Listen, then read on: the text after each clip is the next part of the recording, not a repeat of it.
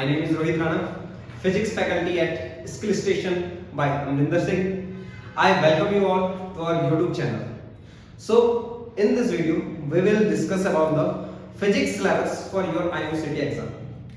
जैसा कि आपको पता है यार कि जो हमारे पास फिजिक्स का सिलेबस है वो बहुत ज़्यादा वास्ट है और आपके IMCT एग्जाम में बहुत ज़्यादा इंपॉर्टेंट रोल प्ले करता है फिजिक्स। 50 क्वेश्चंस आते हैं और जो कि मैथमेटिक्स और फिजिक्स दोनों अपने आप में बहुत इंपॉर्टेंट रोल प्ले करते हैं। तो इस वीडियो में हम आपको ये बताने वाले हैं कि भाई आपके पास जो IMCT में जो पैटर्न जो सिलेबस है फिजिक्स का वो क्या क्या रहने वाला है। हमें पता है कि भाई जो IMCT एग्जाम है वो सीधे 11 12 बेस के ऊपर होता है, तो हम एक ब्रीफली 11 एंड 12 पूरा सिलेबस एक बार कवर अप कर लेते हैं कि हमारे पास कौन कौन से मेजर टॉपिक्स हैं जिनके ऊपर हमें ध्यान देने की जरूरत है। तो बात करते हैं हमारे पास क्लास 11 से लेके, जैसा कि आपको पता है कि जो आपकी फर्स्ट 11 क्लास है उसमें जो सबसे पहला चैप्टर है वो आपके पास unit and measurements. Unit and measurement है कि इसमें बहुत सारे क्वेश्चन बनते हैं। एक सेपरेट वीडियो भी बनेगी जिसमें हम ये डिस्कस करेंगे कि आपके पास क्या स्ट्रेटेजी होनी चाहिए IMCT फिजिक्स के लिए, कि आप कैसे अपना फिजिक्स वाला पोर्शन कवर कर सकते हो IMCT के विद इन 45 डेज। ये नेक्स्ट वीडियो में आपको देखने को मिल जाएगा।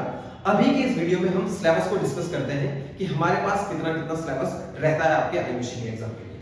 तो नंबर फर्स्ट चैप्टर है unit and measurement. Unit and measurement में आपको यूनिट्स पढ़नी है, आपको डायमेंशन पढ़नी है, आपकी फिजिकल क्वांटिटीज के बारे में पढ़ना है, आपने थोड़ा बहुत स्केलर वेक्टर के बारे में थोड़ा बहुत आपको बेसिक नॉलेज होना जरूरी है।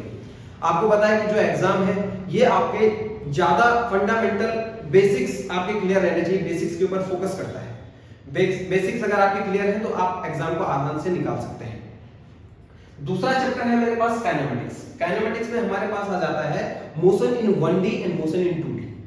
मोशन इन स्ट्रेट लाइन बोला जाता है 1D को एंड मोशन इन 2D को बोला जाता है मोशन इन प्लेन। जहां पे हम मोशन अगर 1D की बात करते हैं तो वहां पे हम क्या पढ़ते हैं, स्पीड के बारे में पढ़ेंगे, वहां पे हम वेलोसिटी के बारे में पढ़ेंगे, वहां पे हम एक्सेलरेशन के बारे में पढ़ेंगे, वहां पे हमें डिस्टेंस के बारे में पढ़ना है, वहां पे डिस्प्लेसमेंट के बारे में पढ़ना है। ठीक है, फिर जब हम बात करते हैं मोशन इन 2D में, मोशन इन 2D में हमने पढ़ना है प्रोजेक्टाइल मोशन के बारे में कि भाई प्रोजेक्टाइल मोशन की रेंज क्या होती है, मैक्सिमम हाइट क्या होती है, किस एंगल पे अगर हम किसी ऑब्जेक्ट को थ्रो करेंगे तो वो मैक्सिमम रेंज अटेंड करेगा। तो वो सारा का सारा हमारा मोशन इन 2D में आ जाएगा। देन चैप्टर थर्ड हमारे पास laws of motion. Laws of motion में आपको क्या पढ़ना है, न्यूटन्स लॉज ऑफ मोशन के बारे में, first law, second law, third law, तीनों लॉज के बारे में पढ़ना है। आपने यहाँ पे लीनियर मोमेंटम के बारे में पढ़ना है, कंजर्वेशन ऑफ लीनियर मोमेंटम के बारे में पढ़ना है। ये सब बेसिक आपको पता होने चाहिए। और यहाँ पे जो एक मोस्ट इंपॉर्टेंट टॉपिक आता है वो आता है आपके पास पुलिस सिस्टम। इस पे बहुत ज्यादा क्वेश्चन बनते हैं आपके कि पुलिस सिस्टम के ऊपर क्वेश्चन बनने वाले हैं, वो हम इसी चैप्टर में कवर कर लेंगे। फिर आता है चैप्टर नंबर 4। चैप्टर नंबर 4 है work, energy and power. Most important topic होने वाला है आपका IMCT एग्जाम के लिए। वर्क, एनर्जी, पावर में हमने क्या पढ़ना है, हमने पढ़ना है एनर्जी के बारे में, kinetic energy, potential energy, conservation of energy, है ना। हमने पढ़ना है पावर के बारे में। इस टाइप के क्वेश्चंस बनते हैं कि भाई कोई एक बॉल है वो ग्राउंड को हिट कर रही है, 2-3 बार हिट करती है, तो बताइए उसकी एनर्जी कैसे कंजर्व रहेगी। क्वेश्चंस ऐसे बनते हैं कि कोई एक ऑब्जेक्ट, कोई एक पर्सन है वो किसी एक वेट को लिफ्ट अप कर रहा है, तो बताइए उसकी कितनी पावर कंज्यूम होगी।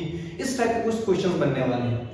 चैप्टर नंबर 5 है हमारे पास rigid body dynamics. Rigid body dynamics जिसको आपने 11 में पढ़ा होगा, रोटेशनल मोशन वाले चैप्टर में पढ़ा होगा आपने। इसमें हम क्या कर लेते हैं, इसमें हम सर्कुलर मोशन इंक्लूड कर लेंगे। इसमें हम क्या इंक्लूड कर लेंगे, इसमें आपके पास सेंटर ऑफ मास का कांसेप्ट हो जाएगा। इसके बाद आपके पास जो रिजिड बॉडी डायनामिक्स होती है, जैसे हम यहाँ पे पढ़ते हैं जो हमारे पास सेंटर ऑफ मास रहता है, हर एक अलग अलग हमारे पास फिगर रहती है। लैमिनार, ट्रायंगुलर लैमिनार रहता है, सर्कुलर डिस्क रहती है, रिंग रहती है। इन ऑब्जेक्ट का सेंटर ऑफ मास कहाँ लाई करता है, वो सारा का सारा हमने रिजिड बॉडी डायनामिक्स में पढ़ना है। देन हमारे पास जो चैप्टर आता है चैप्टर नंबर 6, वो है ग्रेविटेशन।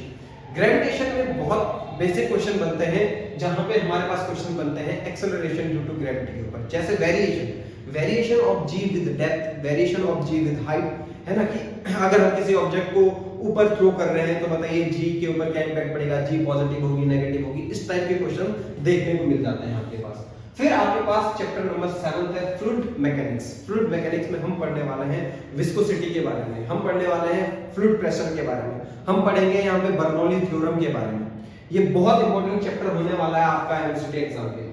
फिर हमारे पास चैप्टर नंबर 8 आता है, वो आता है आपके पास हीट एंड थर्मोडायनामिक्स। बहुत ही ज्यादा इंपॉर्टेंट चैप्टर है, बहुत ज्यादा क्वेश्चन बनते हैं और सारे के सारे जो क्वेश्चन रहते हैं वो कॉन्सेप्चुअल बेस्ड रहते हैं।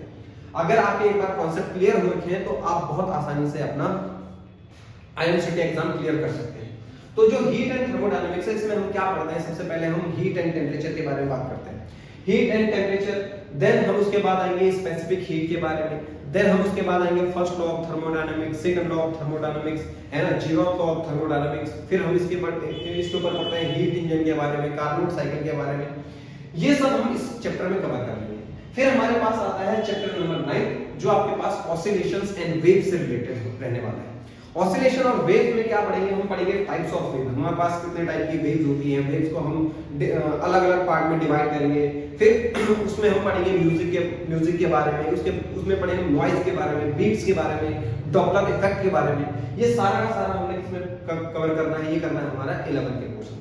तो ये जो सिलेबस था, ये था आपके 11th क्लास के सिलेबस के बारे में। अब मैं आपको आगे बताता हूं कि आपका जो 12th क्लास का सिलेबस है वो क्या रहने वाला है। क्लास 12 के सिलेबस में सबसे पहले बात करते हैं chapter number first. Chapter first आपका स्टार्ट होता है इलेक्ट्रोस्टैटिक। इलेक्ट्रोस्टैटिक में हम क्या पढ़ते हैं, इसमें पढ़ते हैं हम बेसिक चार्ज के बारे में, चार्ज की बेसिक प्रॉपर्टीज के बारे में।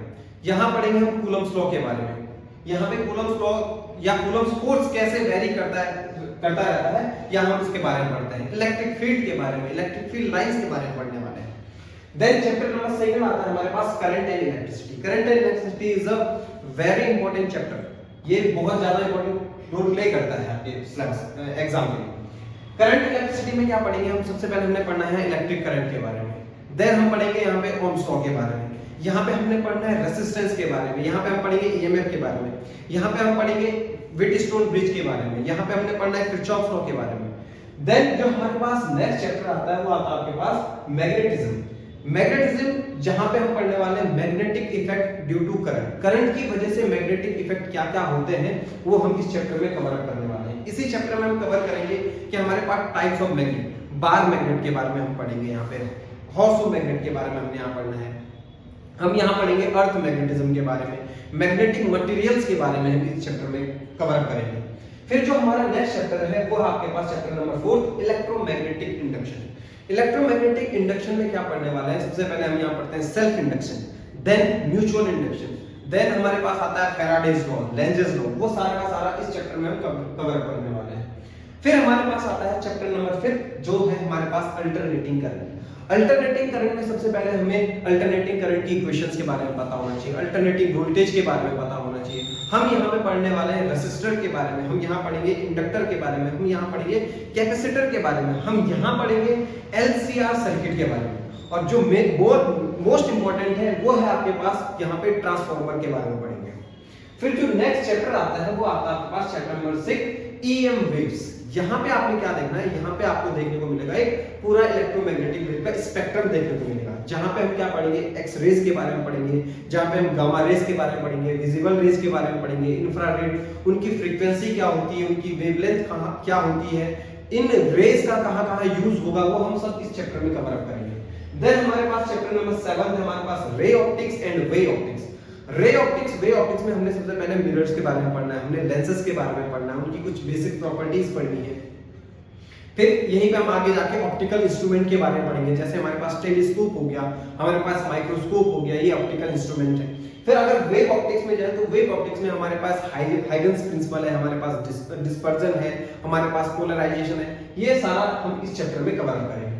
देन हमारे पास आता है chapter 8 modern physics. Modern physics में है आपके पास atoms and nucleus. Atom and nuclear के बारे में पढ़ेंगे कि भाई हमारे पास जो एलिमेंट्री पार्टिकल्स हैं उनके बारे में हम जानेंगे कि एलिमेंट्री पार्टिकल्स कौन कौन से होते हैं। फिर वहां पे हम पढ़ेंगे न्यूक्लियर फोर्सेस के बारे में, न्यूक्लियस के बारे में पढ़ेंगे कि न्यूक्लियर फोर्स कौन कौन से हैं। यहाँ पढ़ेंगे हम फिजन के बारे में, फ्यूजन के बारे में, न्यूक्लियर रिएक्टर के बारे में, ठीक है। देन हमारे पास जो चैप्टर है वो आपके पास चैप्टर 9 सेमीकंडक्टर डिवाइसेस, जिसमें हम पढ़ने वाले हैं टाइप्स ऑफ सेमीकंडक्टर। आपने सुना होगा पी टाइप सेमीकंडक्टर होता है, एन टाइप सेमीकंडक्टर होता है। फिर उन सेमीकंडक्टर से हम क्या बनाते हैं, जंक्शन बनाते हैं, जिसे हम क्या बोलते हैं, पी एन जंक्शन डायोड बोलते हैं। फिर जंक्शन डायोड के एप्लीकेशंस पढ़ेंगे, जैसे फोटो डायोड हो गया हमारे पास, एलईडीज हो गई, सोलर लाइट हो गए, इनके क्या क्या एप्लीकेशन रहने वाले हैं वो सारे के सारे इस चैप्टर में कवर अप करने वाले हैं। तो जो ये वीडियो थी ये थी आपके सिलेबस से रिलेटेड। इन आगे वाली वीडियो में हम क्या करेंगे, जो हमारे पास फिजिक्स से रिलेटेड या फिजिक्स को लेके जो आपके पास स्ट्रेटेजी होनी चाहिए कि आप कैसे लिमिटेड टाइम में, या हम बोल सकते हैं 45 डेज के अंदर कैसे आप फिजिक्स को कवर अप कर सकते हो पूरे सिलेबस को, कौन कौन से मेजर टॉपिक रहने वाले हैं जिसके ऊपर आपको बहुत ज्यादा फोकस करना है। ऐसा नहीं कि हमने सारा छोड़ के जाना है, पर कुछ मेजर टॉपिक्स हैं जिनके ऊपर आपको फोकस करना है, वो आपको हमारी नेक्स्ट वीडियो में देखने को मिलेगी। मिलते हैं आपको नेक्स्ट वीडियो में। टिल देन गुड बाय, जय हिंद।